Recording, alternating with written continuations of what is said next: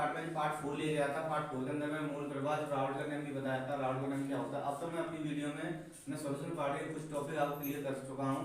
उसके बाद आज मैं अपनी इस वाली वीडियो पार्ट 5 में सॉल्यूशन पार्ट 5 में क्वथनांक कुंडली टॉपिक लेकर आया हूँ। इसमें क्या होता है, जो विलयन होता है और जो विलायक होता है, दोनों का जो क्वथनांक होते हैं, उन दोनों के क्वथनांकों में जो अंतर आता है उसे हम क्वथनांक उन्नयन के रूप में हम जान सकते हैं। तो इसको जानने के लिए सबसे पहले हम क्वथनांक उन्नयन का जानना हमारा जरूरी है। क्वथनांक उन्नयन किसे कहते हैं?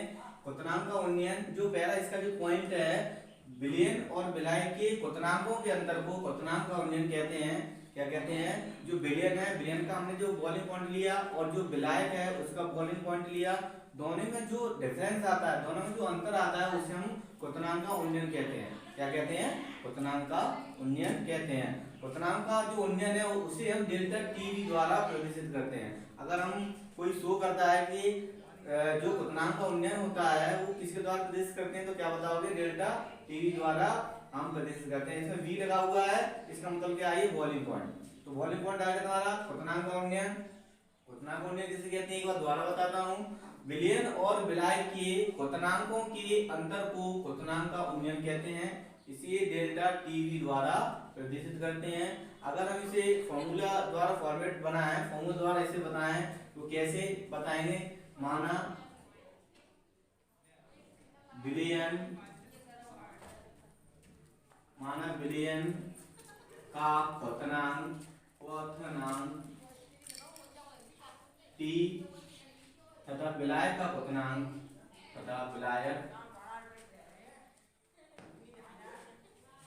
विलायक का क्वथनांक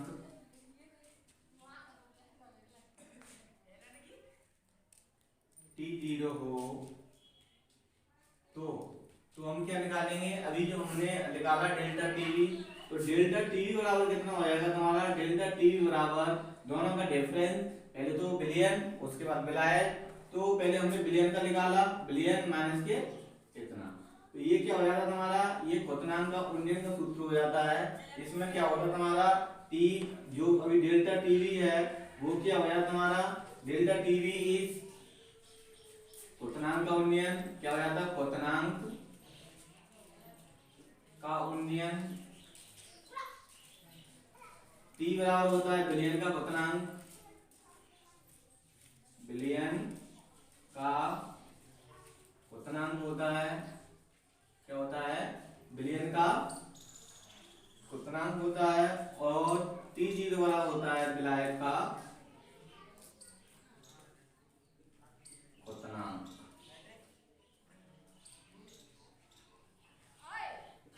क्वथनांक क्या होता है? एक क्वेश्चन इसके अंदर बन के आ रहा है, क्वथनांक किसे कहते हैं?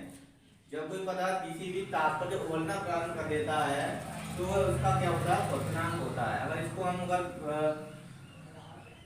हम संक्षेपित करते हैं तो क्या होता है? क्वथन प्लस अंक हो जाता है। जैसे कि जो कोई बॉइल यानी जिस तापमान पर उबलना प्रारंभ कर देती है तो उसे हम क्या कहते हैं? क्वथनांक का उन्नयन कहते हैं। क्या कहते हैं? क्वथनांक का उन्नयन कहते हैं। उसमें क्या होता है? सबसे पहले अब देखो, उसके बाद मैं बताता हूँ क्वथनांक उन्नयन। जो अभी बताता मैंने, अभी तुम्हारा टॉपिक था उसके बाद आता है क्वथनांक उन्नयन के द्वारा पदार्थ के अणुभार की गणना करना। क्वथनांक उन्नयन के द्वारा जो क्वथनांक का उन्नयन होता है उसके द्वारा अणुभार कैसे गणना करते हैं, उसके लिए हम क्या करते हैं? सबसे पहले हम मान लेते हैं कि माना कोई हमारा एक पदार्थ है, पदार्थ का हमने अणुमान m मान लिया, और जो हमारा विलयन है, विलयन का जो क्वथनांक उन्नयन है वो कितना? डेल्टा टीवी हमने जो है वो माना। उसके बाद हम क्या करते हैं? एक फॉर्मूला फॉर्मेट करते हैं। पदार्थ का अणुभार बराबर क्या होता है? 1000 केवी इनटू छोटा डब्ल्यू अपॉन के डेल्टा टीवी अपॉन इनटू बड़ा डब्ल्यू। जो इसमें क्या होता है? ये तुम्हारा अणुभार यानी क्वथनांक उन्नयन द्वारा जो अणुभार निकलता है पदार्थ का, वो इसके किसके द्वारा निकलता है? इस वाले फॉर्मूले से ये निकलता है। इसमें क्या होता है तुम्हारा? m बराबर पदार्थ का अणुभार होता है, m बराबर पदार्थ का, ये तो मालूम होगा लिखा हुआ है, पदार्थ का अणुभार। m बराबर क्या होता है? पदार्थ का अणुभार होता है केवी, और जो तुम्हारा छोटा w होता है वो क्या होता है? पदार्थ। जैसे कि तुम्हारा छोटा w तो ये क्या होगा तुम्हारा? विलय जो पदार्थ है उसका क्या हो जाएगा? पदार्थ का भार। जो विलय है जो उसके अंदर डिसॉल्व हो जाता है, विलय के अंदर जो घुल जाता है उसका क्या आता है तुम्हारा? पदार्थ का भार, विलय का भार आता है। और W बराबर क्या होता है, बड़ा W, ये क्या होता है, विलायक का भार। क्या होता है तुम्हारा, विलायक का भार आता है। किसका भार आता है, विलायक का भार आता है। और तुम्हारा के डेल्टा टी भी तो आपको मालूम होगा, मैंने अभी कराया था। तुम्हारा डेल्टा टी भी होता है क्वथनांकों का अंतर, क्वथनांकों का अंतर। क्या होता है, क्वथनांकों का अंतर होता है। या इसी हम मान सकते हैं, मान सकते नहीं है, क्वथनांक का अंतर होता है। या इसे हम लिख सकते हैं क्वथनांक उन्नयन, क्वथनांक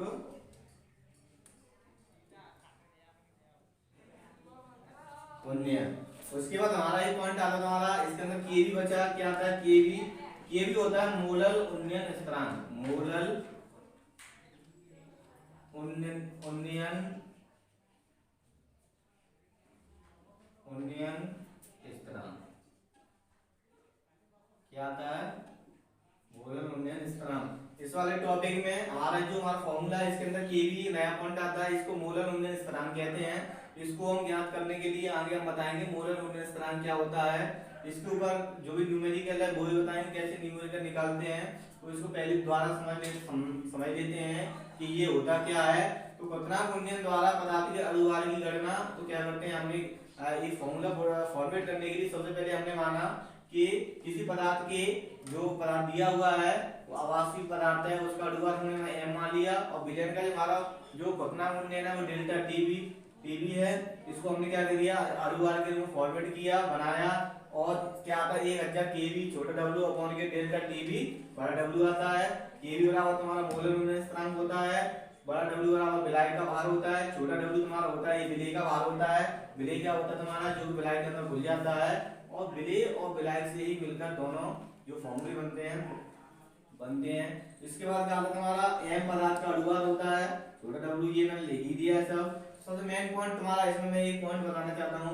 सबसे पहले क्या आता है तुम्हारा कि सबसे मेन कंडीशन क्या होती है तुम्हारा, इसके अंदर अभी मैं पिछली वीडियो में बताया था विलेय क्या होता है और विलायक क्या होता है। जो विलेय और विलायक तुम्हारे ये दोनों पॉइंट इस वाले चैप्टर में, यानी विलेय वाले चैप्टर में मेन है। इसके अंदर क्या होता है कि जो विलेय बनता है वो विलेय और विलायक से ही मिलकर बनता है, जो मैंने अपनी फर्स्ट उसमें बताया था। किसमें बताया था, फर्स्ट वीडियो में। देखो उसमें एक नया पॉइंट आया था, मैंने अभी बताया तुम्हारा जो मोलर उन्नयन स्थिरांक केवी होता है, वो केवी क्या होता है। अगर हम 1 किलोग्राम विलायक में क्या करते हैं, अगर 1 किलोग्राम विलायक में किसी अवाहशील विद्युत अपघट्य पदार्थ का अगर 1 मोल घोल देते हैं, जो क्वथनांक का जो उन्नयन होता है, जो क्वथनांक का जो उन्नयन होता है इसी को हम क्या बोलते हैं, मोलर उन्नयन स्थिरांक कहते हैं।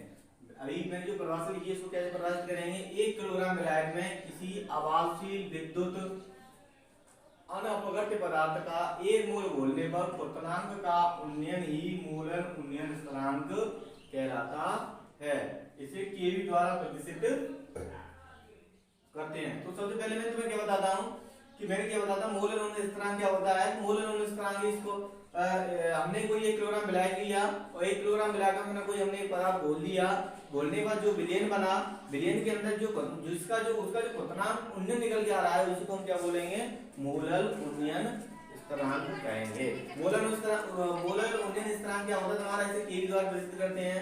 उसके बाद मैं तुम्हें कुछ टॉपिक ऐसे बता रहा हूँ, कुछ पदार्थ ऐसे बता रहा हूँ जिसके मोलर उन्नयन स्थिरांक अभी बता रहा हूँ तुम्हें। क्रम जैसे कोई पदार्थ है, हमने पानी, ethyl alcohol, acetone, benzene, chloroform, हमने 5 पदार्थ लिए और 5 पदार्थों के हमें मोलर उन्नयन स्थिरांक ज्ञात करने हैं। तो मोलर उन्नयन स्थिरांक ज्ञात करने के लिए सबसे पहले पहला पदार्थ लिया हमारा पानी। पानी का जो सूत्र होता है, रासायनिक सूत्र होता है वो क्या होता है तुम्हारा, H2 होता है। क्या होता है, H2 होता है। एथिल अल्कोहल होता है, उसका सूत्र क्या होता है तुम्हारा, C2H5 OH होता है। एसीटोन में क्या होता है तुम्हारा, CH3CO CH3 होता है। और जो बेंजीन होती है, बेंजीन का होता है तुम्हारा C6H6 होता है।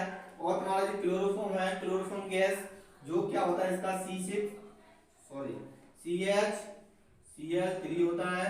तो CH3 क्लोरोफॉर्म गैस एक निषेधक गैस के रूप में इसका प्रयोग किया जाता है, बीओसी में इसका प्रयोग किया जाता है। तो हम इन पदार्थों के 5 पदार्थ हैं, 5 विलायक हैं। या सबसे जो मेन जो विलायक होता है वो क्या होता है, देखिए सारे मोस्टली सारे विलायक के अंदर दूसरे पदार्थ पूरी तरह डिसॉल्व हो जाते हैं। तो इसका जो सूत्र आता है यानी जो मोलर उन्नयन स्थिरांक जो हमें निकालना है वो कैसे निकलेगा, H2 को इन बातों को हमें याद करना पड़ता है। अभी मैं न्यूमेरिकल कराऊंगा। न्यूमेरिकल में जो तुम्हारा मोलर उन्नयन स्थिरांक है वो ही एक्यूरेट मोलर उन्नयन स्थिरांक निकल के आएगा।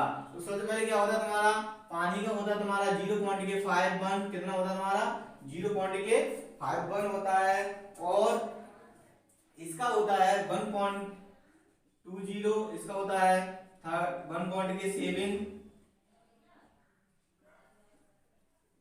ये क्या होता है तुम्हारा, ये तुम्हारा 0.51 होता है, ये 1.20 होता है, ये होता है 1.73 होता है। ये क्या होता है तुम्हारा मोलर उन्नयन स्थिरांक होते हैं जो कि पहले ही फिक्स हैं। जो भी इसका आंसर निकलता है, अगर तुम्हारे को क्वेश्चन में आता है कि इसका जो मोलर उन्नयन स्थिरांक लगा लिए या एथिलेटिकल मोलर स्थिरांक लगा लिए, तो उसका जो फिक्स वैल्यू कितनी आएगी 1.2 है तो 1.2 आएगी। अगर इसका H2 का 0.51 है तो 0.51 आएगी।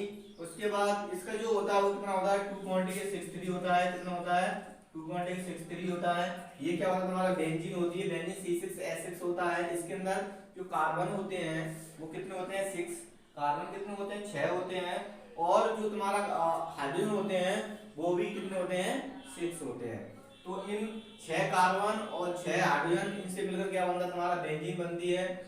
और जो बेंजीन बनती है, इन जो बेंजीन बनती है इसका जो स्ट्रक्चर है हम स्ट्रक्चर को इस तरह से हम बना सकते हैं। ये बेंजीन का स्ट्रक्चर सूत्र होता है, इसका जो बेंजीन का क्या होता है स्ट्रक्चर सूत्र होता है। या तो इसे इस तरह से हम बना देते हैं, क्या करते हैं इस तरह से बना देते हैं। इसका मतलब क्या है कि इसके जितने भी कॉर्नर हैं, जितने भी ये इसमें जो कोने हैं कट हैं, यहाँ पे क्या होता है कि CH होता है। इस तरह से हम फॉर्मूले का फॉर्मेट करें तो क्या होगा तुम्हारा, जैसे CH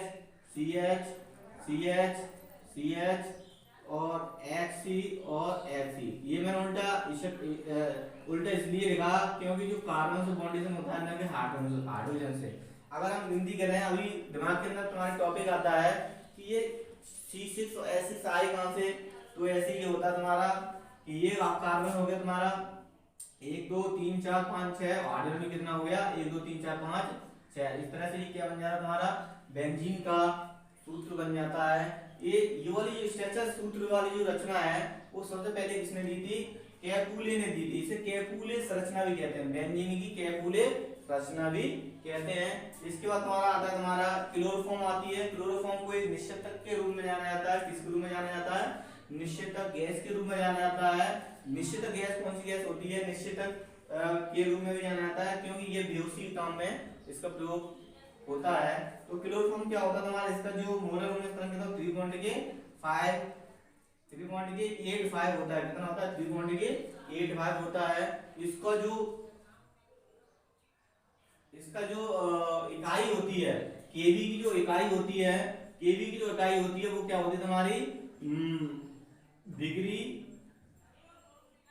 प्रति मोलर। क्या होती है डिग्री प्रति मोलर, यानी कि जो इसकी इकाई होती है वो क्या होती है डिग्री प्रति मोलर होती है। इसकी जो इकाई होती है वो क्या होती है तुम्हारी मोलर उन्नयन स्थिरांक की जो इकाई होती है वो क्या होती है तुम्हारी डिग्री प्रति मोलर होती है। या फिर इसे हम डिग्री प्रति मोलर होती है। इसे चाहे तो इस तरह से भी प्रिंट कर सकते हैं कि मोलर इन माइनस के बाद। इस तरह से भी इस डिग्री को, इसका जो इकाई होती है इसको इस तरह से भी हम ज्ञात कर सकते हैं।